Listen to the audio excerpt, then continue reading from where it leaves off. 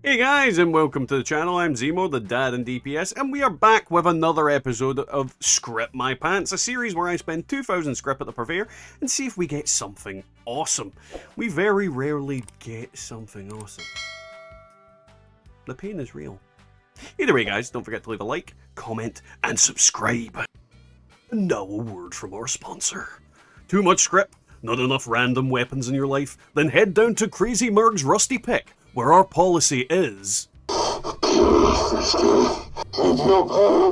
Murgs may be drunk, violent, unwanted advances will be met with shotguns. You're looking grotesque and horrible today, Murg. I hate you, and I'll strangle you with my bare hands one day. Give me something good. Alright, so today we're going to go and do some more melee weapons. We're going to do melee weapons. I can't speak. So the first weapon that we're getting, say that very slowly, is Zealot's multi-purpose axe with damage reflection while blocking and damage taken while power attacking. Zealot's is absolutely trash fire effect, as is the blocking one, because I never goddamn block. I don't know anyone who blocks. Why is that effect a thing? Why? Next up, instigating security baton with, again, reflection while blocking and action point cost. Instigating would have been great. The only bad effect on here is the the blocking one. This could have been a fun little weapon to play around with and beat people in the face with, but you know, it might, yeah, I've probably got a better one to be honest. Berserker's Walking Cane with limb damage and damage taken while power attacking. The Walking Cane isn't the best melee weapon out there, so yeah, that's not a good roll. Limb damage is very bad on these weapons. Damage while power attacking is certainly good though. Berserker's Switchblade with power attack damage and 90% reduced weight. I mean, at least it's light as crap. Berserkers, this is a weapon you could use in a Berserker's build because you could be stealthy, but, you know, power attack damage, I don't particularly think you'd be using power attacks on this. More swinging like a nutter, but that is what it is. Not a bad roll, not the best roll. Mutant Slayer's Pitchfork with melee reflection and reduced weight. Everything about this weapon angers me. I mean, the reduced weight at least makes it light, so it's easy to carry, but goddamn, that's a bad weapon. Exterminator's Mr. Handy Buzzblade with limb damage and damage taken while power attacking. So close. Not close. Not close at all. Exterminator's very poor effect. Limb damage, also a poor effect. Damage taken while power attacking. Very good effect on this, because technically you're always power attacking when you're using this weapon, so it should, in theory, give you a lot of damage mitigation. It doesn't though. Well, it doesn't on that weapon because I'm not going to use it. Aristocrat's Cultist Dagger with damage while not moving and 1 agility. Now, Aristocrats is a decent effect. The damage while not moving it's not the best effect. It's okay. It's very much depends on what way you play your melee. If you're moving around a lot, bad effect. If you're not moving around a lot and just sitting there and tanking damage, good effect. Good against bosses actually in particular because you don't tend to move as much. The 1 agility, it does give you like AP regen and that kind of stuff, but not the best effect you could have in there. Strength will always be the best bottom effect. Assassin's Shovel with weapon speed and damage taken while power attacking. So close to being okay. Assassins is just, yeah, you don't need Assassins. Like, any effect that gives, like Aristocrats just completely takes a crap on Assassins. All these specific creature effects need a rework. They need to be boosted. They need to go up to like 75% because you cannot justify using damage to humans when it's only 50%. If it was 70%, if it was 80%, if it was 100%, it would be far more usable and more viable. This is the problem these effects, is that they're not good because they are too low in the damage scale. Bethesda needs to buff them, unfortunately. Anti-Armor Knuckles with power attack damage and 1 agility. I actually really like this one. I don't have a good set of Knuckles, and now I do. Armor Pen is always a good effect. The power attack damage is going to allow me to punch things in the face real hard. 1 agility, not the best effect in there. I would have much preferred strength. I would have much preferred damage reduction while power attacking, but, you know, beggars can't be choosers. Definitely a decent weapon and a good roll. Next up, Medic's Bear Arm with critical damage and 1 endurance. I mean, at least it's got 2 crit effect. I don't like this. I don't like that at all. That is a bad weapon. Next up. Okay, this is an okay roll. Bloodied Sea Sword. He sells seashells on the seashore of the other. I can't say that. Bloodied ski sword with critical damage and action point cost. Now, critical damage is actually a decent effect on melee. Not the best effect on melee. You could get away more with your swing speed, all that kind of thing. But this will actually allow this thing to do some decent damage. Being bloodied, it's going to hit hard. And then the action point cost will help using that in VAT. So a decent little one-hander. Not the best. They're quite fragile ski swords, if I remember correctly. But it's got some decent damage on there. So, you know, it's definitely usable. Mutant Slayer's Death Tambo with critical damage and power attack. Well, damage taken while power attacking. It would have been a decent roll if it weren't for the Mutant Slayers, because Mutant Slayers is just pants. Again, they need to buff those effects to about like 75 to 100%, because they're just not viable as a regular weapon. You can get away with it if you're farming West Deck all day, but at the same time, you'd still be better with a bloodied weapon. It's just kind of sad. Now, this one is an okay roll as well. The Executioner's Death Tambo with weapon speed and weapons break 50% slower. This would be a very good end of a fight boss weapon. So this is something you could use against Errol, the new robots coming out, the Big Mole, or the Queen. So this is actually not a bad effect on a weapon.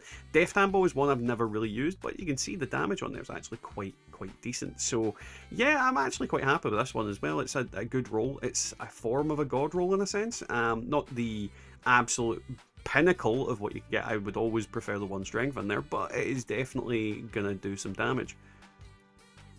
Next up, Bloodied Security. Oh, okay. Bloodied Security Baton with power attack damage and damage taken while blocking. Now, if it weren't for the blocking on there, this would be a great roll. It's an okay roll, is because of that. Again, we would have preferred strength or even the power attack damage reduction in that bottom effect. But it's a decent little roll. Definitely going to do some damage with it, so it's better than a kick in the head. And if you do decide to block, at least you're going to take less damage, I suppose. Next up, Hunter's Electro Enforcer with critical damage and 1 endurance.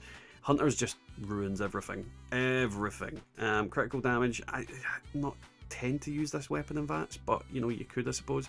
And then the 1 endurance on there is okay, because endurance just gives you more resistances and HP and all that kind of thing. But yeah, definitely Scrip, unfortunately. Definitely Scrip. Medic's Cultist Dagger with power attack and power attack. Now, this would have been an okay roll if we had a decent damaging effect in the top, but because it's Medics, this is absolutely trash and is going in my bin, my Scrip bin. Mutant's Spear with limb damage and taken with power attacking. Mutant's decent effect.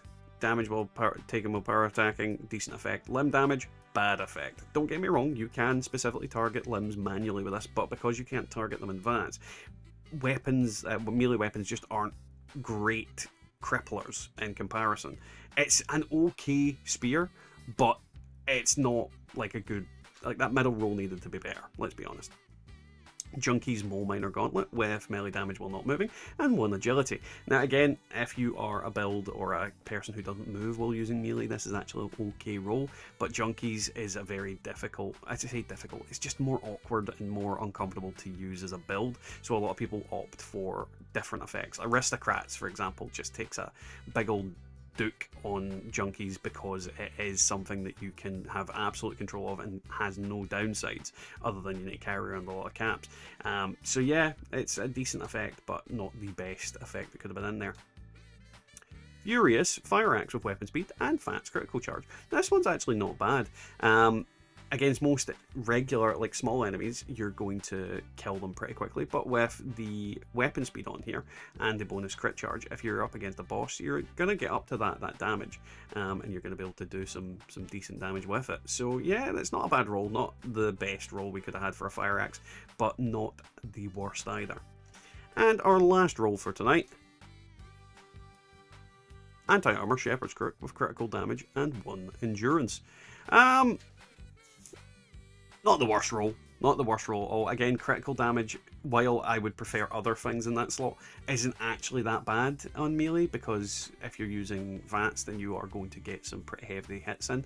I actually like the Shepherd Scrip because I use this weapon when I do free range, so having another one that isn't bloodied will actually help me get through that event easier. And Endurance isn't a bad effect on melee, it is actually beneficial because it gives you resistances and HP and all that kind of thing, but it's not the best thing for that slot. It's not the role I would have wanted. Ideally, I would have preferred anti-armor with power attack, but again, it's not a bad role at all. It's not, you know, it's not Scrip. It's certainly something I will intend to keep until I get a better version of it. Now, today we didn't get any of the big flashy melee weapons that you can expect to be in the top picks, but we did get a bunch of, you know, decent little rolls. The first we're going to talk about is the Bloodied Security Baton with power attack damage and the blocking. Now, when it comes to this weapon, it's not the best, but it is a one-hander. It's got relatively okay swing speed. You've got the power attack damage on there. I'm fairly certain you can electrify this as well, so that should be interesting with the changes to electric damage that are meant to be coming in the next patch. So we'll definitely see what we'll get out of this. Damage while blocking isn't the best. That being said, there's going to be people that play melee different than me and block quite a lot and are good at blocking attacks. I just swing for the hills when it comes to it, so you know, it's not my type of effect, but it might be useful to somebody in that respect. Now, this is an interesting one. I don't think I've ever had the top pick of a video and in an unironic way ever been a Death Tambo, and that is because it's got executioners, weapon speed, and breaks 50% slower. This is a small form of a god roll. This is not the best weapon in the game, but you're seeing the Death Tambo does actually deal some decent damage. You're seeing it on there.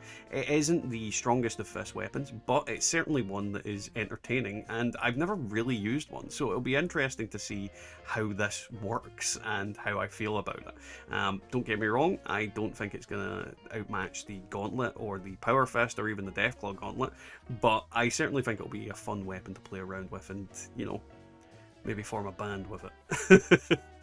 Now, as Script My Pants videos go, not exactly the best result, not exactly what I hoped to get. There's so many different weapons that I would love to get god rolls on, but today we got some interesting ones, to say the least.